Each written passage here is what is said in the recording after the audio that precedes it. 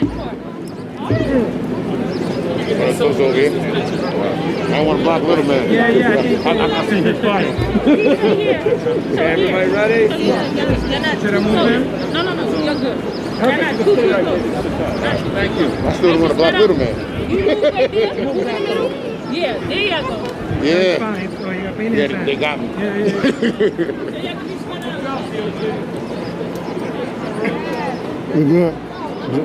No justice! No justice! No justice! What do we want? Justice. When do we want it? Now. What do we want? Justice. When do we want it? Now. What do we want? Justice. When do we want it? Now. When do we want it? Now. When do we want it? Now. When do we want it? Now. When do we want it? Now. When do we want it? Now. When do we want it? Now. When do we want it? Now. When do we want it? Now. When do we want it? Now. Good afternoon, everyone. It's a beautiful day to be in the Bronx.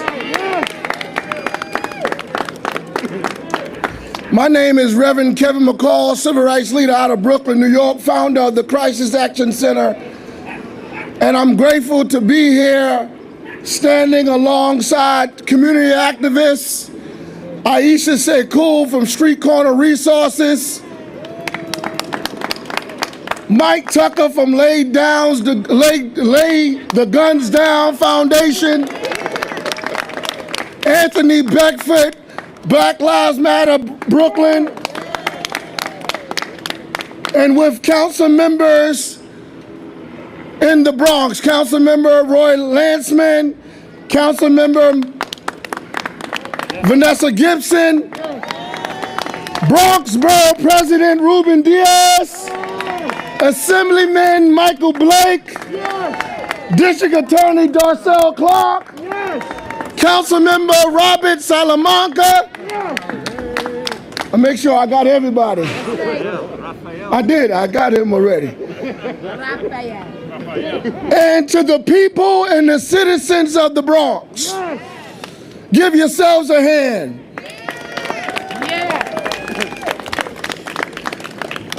We are here today to stand alongside those who are in authority, to pay homage and to recognize that Black Lives Matter. Yes, that's right. It is very significant to sign a bill that should have been passed a while before, but we thank God we're getting it done now. That's right.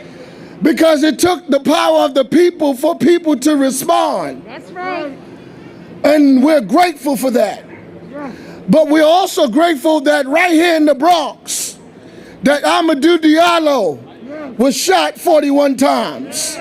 We're grateful that other cases that happened right here in the Bronx, that every time you walk down this street, you will see Black Lives Matter.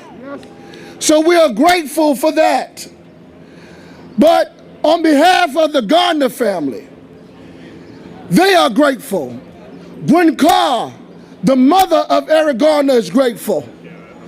The daughter, the widow, the family is grateful that a bill is being passed.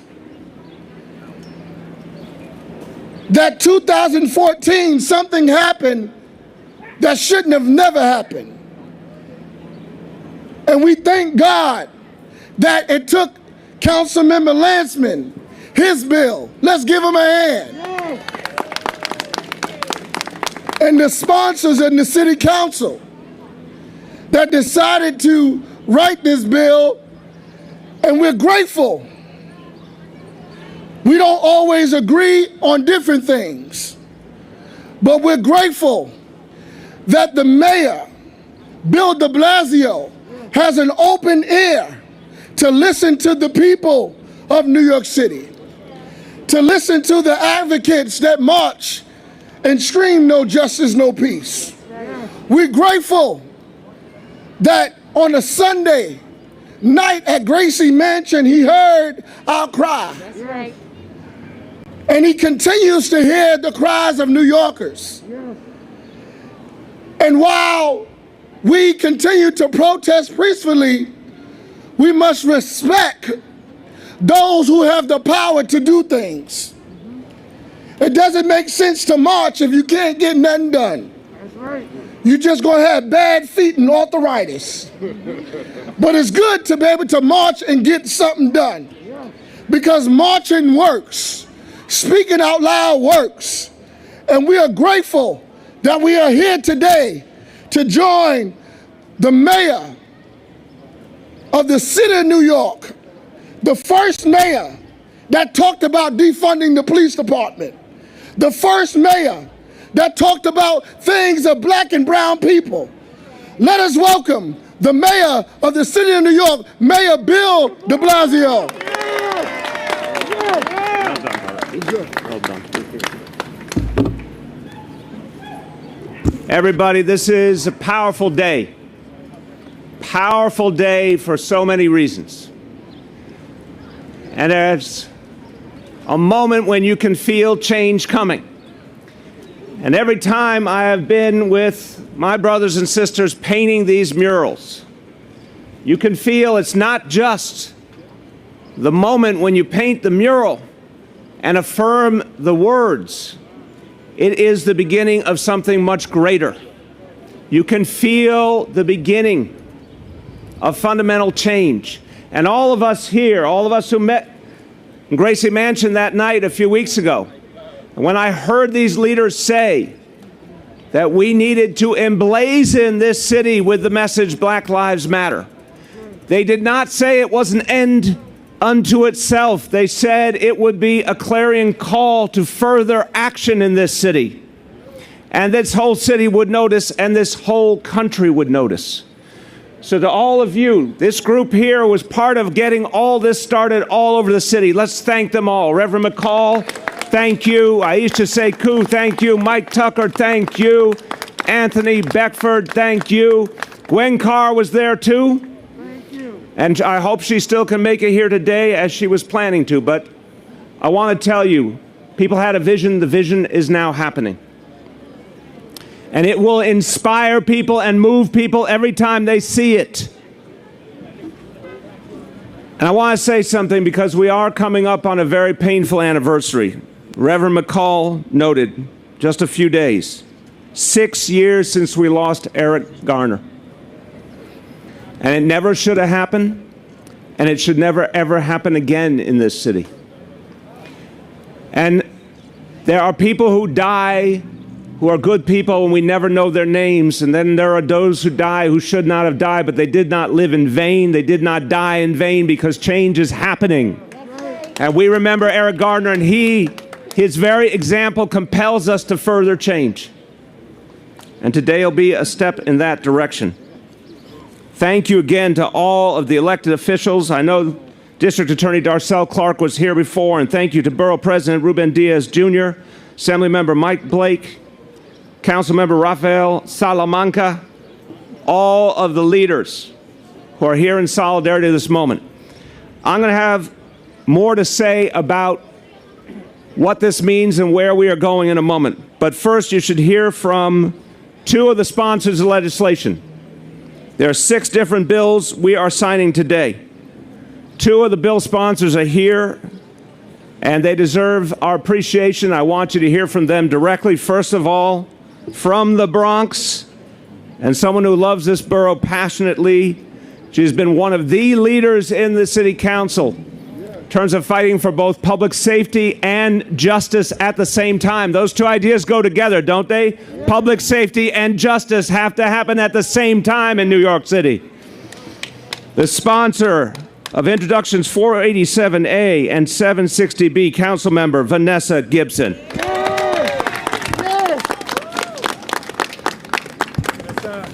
Good afternoon, family. Thank you so much to each and every one of you for coming out today. This is a beautiful day that God has blessed us with, and I am so thankful to be here with our mayor, my colleagues in government, all of our community leaders and faith-based leaders, anti-gun violence activists, crisis management system, troops on the ground, and to all of you, my brothers and sisters. Thank you all. This is a very important day, and before I begin, I just want all of you to lift up the family of a young king that we lost a few weeks ago. I just came from his homegoing celebration, and that's where Mother Gwen Carr is. Reverend Al Sharpton is providing the eulogy, but we must remember our mothers, those black women that unfortunately are getting those calls to let them know that their children have been killed by the vicious cycle of gun violence. And so I want all of you to lift up the family of our young king, Brandon Hendricks Ellison.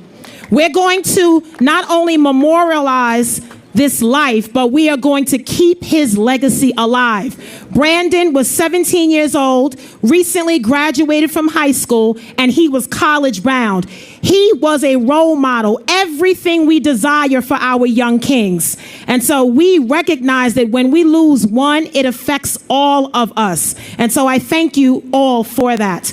We're here for a very important reason. This street painting, culminating with the official street co-naming here on 161st Street and Morris Avenue, as well as the signing of 6 important pieces of legislation related to police reform, affirms one thing: Black Lives Matter. Black Lives Matter. We cannot say all lives matter until Black Lives Matter. And we also want to recognize that Black trans lives matter as well, because our trans brothers and sisters have been assaulted and brutalized as well. And so we denounce violence all across the board. We are here to recognize that we are here for a common purpose and a fundamental plan to change the dynamic of how we work in this city of New York. Whether it is the NYPD or any other agency, all of us stakeholders have a responsibility to protect New Yorkers, to protect our neighbors, to protect our brothers and sisters, and most importantly, to protect our children. And so we stand here committed and dedicated to the cause, to recognize that in this legislation that we're passing, we're not only affirming that Black Lives Matter, but no matter where you live in the borough of the Bronx, when you come by Morris Avenue, you will see it live and in person. And that is an important concept.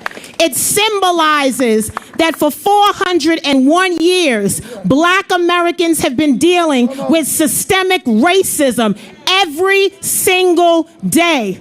We don't come to this space easily, family. We have had a long, challenging journey. The trials and tribulations that we have faced as Black Americans have made us stronger individuals. It has kept us on the course that God has ordained for us. It has not allowed us to lose sight of what is important. And so today is significant because we are here as a borough of the Bronx to ensure that every life matters. And we have to be united, family, because there are some out there that like to get us distracted and cause us to lose focus and take us off of God's purpose for our life. Don't lose sight of what is important. When you see our young kings and our young queens, and you understand that this work is about their future, to give them a better opportunity than we were given. The path that we have been on must be easier for our young kings and queens. And so I am proud today to see this happening and coming to fruition, because all over the city of New York, from borough to borough, you're going to see Black Lives Matter. And that is important. The legislation that our mayor is going to sign today, I am proud to have authored 2 of those bills. One focuses on surveillance technology, so as New Yorkers, we understand the types of surveillance that the NYPD is using to keep us safe. We want to fundamentally respect individuals' civil rights and privacy rights and keep everyone safe at the same time. And this bill takes us a step forward.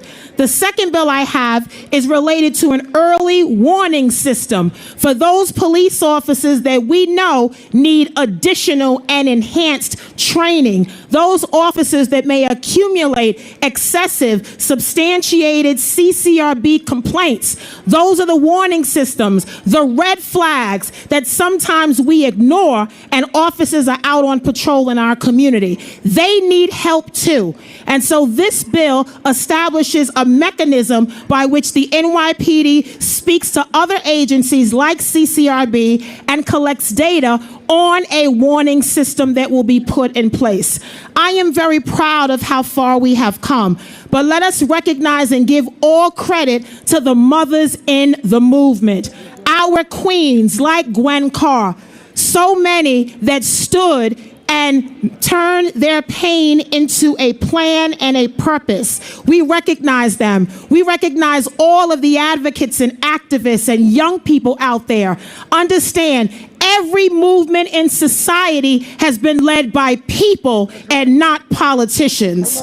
And so as I close, I want to remind each and every one of you that our work is not done yet. This is a step, ladies and gentlemen. It doesn't solve every problem, nor will it address every single issue, but it is a part of a package, a comprehensive package that we fundamentally believe strikes the necessary and delicate balance where we support the work of the NYPD, we work collaboratively with them, but we also stand for reform for all of us, Black and brown children and New Yorkers across the city. And so I thank all of you for being out here, but as we end today, our work is beginning. The next chapter of work is beginning. Do not allow today to go by without doing your work in your own community. You don't need a title in front of your name to do something. All you need to do is recognize that we are all called to something much greater than ourselves. So thank you, everyone. God bless you. And let's continue to affirm Black Lives Matter. Thank you. Wonderful. Thank you, Vanessa. Thank you. That was powerful. And you spoke a lot of truths there. We thank you. Now, the next speaker, the other council member who's here, who's played a crucial role in everything leading up to today, I have to tell you, first of all, he does not have the blessing of coming from the Bronx. Okay? Nobody's perfect, right? But he is someone who cares deeply about justice. He is someone who cares deeply about the substance of what we do and the meaning of what we do in public life. And he is a tireless individual. I've watched him a long time. Works very hard and very seriously at the work he does. So it's my pleasure to introduce the chairman of the Council's Committee on the Justice System, Councilmember Rory Lantzman.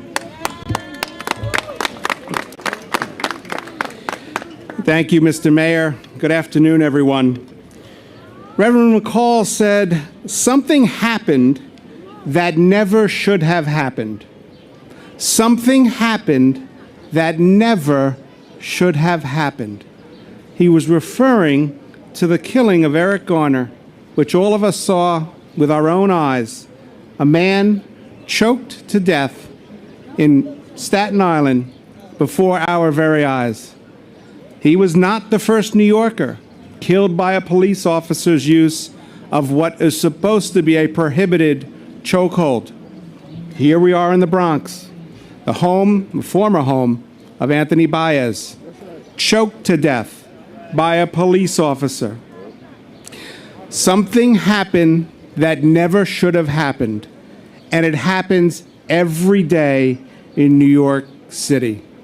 Look at today's New York Times of videos that occurred during the protest movement, the anti-racism protest movement that swept New York City. Something happening that never should have happened dozens and hundreds of times in our city. If Black Lives Matter, and Black lives do matter, then it's the responsibility of your elected representatives, your mayor, your council members, your borough president, your district attorneys, your assembly members, to make real the expression that Black Lives Matter. Black Lives Matter, prove it to us. Pass laws that protect Black lives. Black Lives Matter to us, prove it to us. Have the police conduct themselves in a way that shows that Black Lives Matter to them. So, Mr. Mayor, I want to salute you and thank you for today signing these 6 bills, because these 6 bills, in their small and modest way, are actions that we, as the city's elected representatives, have the responsibility to take, which is to reform our laws, reform our criminal justice system in ways that make true and real that Black Lives Matter in New York City. Thank you. Thank you. Thank you so much, Rory. Thank you very much. Speaking from the heart. So everyone, let me just reflect for a moment before we move over to sign these bills. So you heard before the notion that change happens from the grassroots, and that is the truth. So much of what we need to do starts with people at the community level demanding change. That's been true for generations. And the Black Lives Matter movement has to be a constant going forward to help make sure we take each additional step that we need to take. So this movement, and a lot of people here were active participants, not just in recent weeks, but over years. This today is a victory for you because you worked so hard and your voices were heard. There will always be people who say that these things cannot be done. I remember very vividly in 2013, if you looked at what we were hearing day after day in 2013, you would have imagined it would have been impossible to end the broken and unconstitutional policy of stop and frisk. We were sold a bill of goods. We were lied to every day, being told that if we ended that policy, there would be crime and chaos everywhere. And thank God most of us didn't listen to that hype. We changed something unjust and we became a fairer city, and guess what? We became a safer city at the same time. Because fairness and safety have to walk hand in hand. People said that if we reduced incarceration and ended the era of mass incarceration, we would be endangered. It was the other way around, my friends. We now have fewer people in our jails than any time since World War II. And we are safer for it and better for it. So every time we do these things, we are saying Black Lives Matter in a tangible and real way. Now, we've only begun and we have to do more. Because Rory makes a powerful point. The day has to be, and it may seem hard to imagine, but it is what we are aspiring to. The day has to come where every interaction a New Yorker has with a police officer is filled with mutual respect. That is what neighborhood policing is building. And Vanessa knows you've been front and center in the effort to build neighborhood policing. It can be done. And these bills will help us do it because they will create more trust and more accountability. So, 6 bills today. Number 1, banning chokeholds again, not only as a matter of policy, but as a matter of law. Number 2, disclosing to New Yorkers how surveillance is done, showing in a free society that the people will know what their government is doing. Number 3, and this is about as basic an American right as it gets, cementing your legal right to record with your camera interactions with police officers. Number 4, and I hear this from people all the time, this is again such a basic right, ensuring your right to know the name and badge number of the officer in front of you. That must always be visible. Number 5, creating a public discipline matrix for the NYPD to make clear what discipline must look like, what accountability must look like. And number 6, as Vanessa said, making sure if an officer is on the wrong path, that is identified. If it can be corrected, that it is corrected. If that person should not be on the police force, that they are removed from the police force. Now, we can do these things, and we can do them because the vast majority of New Yorkers want to get it right. It's what Vanessa talked about, striking that balance. People want to be safe. They need to be safe. They want to work with the NYPD, and they want respect in return. They want dignity. They want to know if something's wrong, it'll be acknowledged and acted on. That's what all of this takes us toward. Now look, I also want to be honest.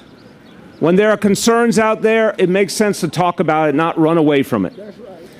The bill that Vanessa authored, the transparency bill, I know and I believe in the impulse of that bill, and I'm signing that bill because in a free society, again, if there's surveillance going on, you need to know that those methods are divulged. You need to know what the standards and the rules are. I know some have offered real concerns, including within the NYPD, that if an officer is doing undercover work, we need to protect their identity and protect their lives too, and that is right. If there are acts of terrorism directed against all of us, we must be able to stop them, and that is right. I believe we can accommodate those real concerns within this legislation, and Vanessa and I have talked about it. But I wanted to say out loud that I think those concerns are real, and we will work together to address those concerns. And then on the chokehold bill, again, to be real with people, to be open and honest. I know many in the police department, including many I truly respect, are concerned because although they agree 100%, and it's been the policy of the police department, we cannot have chokeholds, they're concerned about some of the additional language around diaphragms. I am signing this bill because I believe we can make it work. I believe we can find a way to hear those real concerns, to keep people safe, to retrain our officers the right way. But I also believe that we need to acknowledge those concerns because they're saying in the effort to keep us safe, they want to make sure they can do their job on our behalf, and I take that as an honest concern. So we will work together. We will make these pieces of legislation work together. As with all legislation, if something happens that's unintended, we will name it and we will determine how to act together. But I have faith that we're in a moment of history where everyone is ready to do new things and do them better and do things that we thought we could not do before. In that spirit, we move forward. I will tell you, this is a moment of not just crisis and challenge, this pandemic, this economic crisis, this cry for social justice, layer upon layer of challenge. It is not just pain and frustration and anger. It is also a moment for transformation. And we're going to show that right now at that desk here in the Bronx today. Let's sign these bills.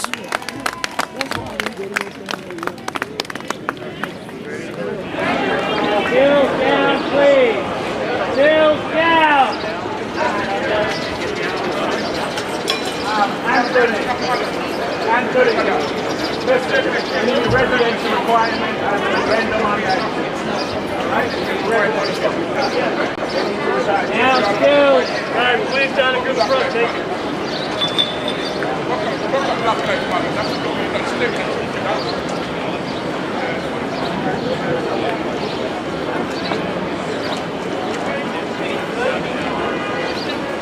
please, you're here.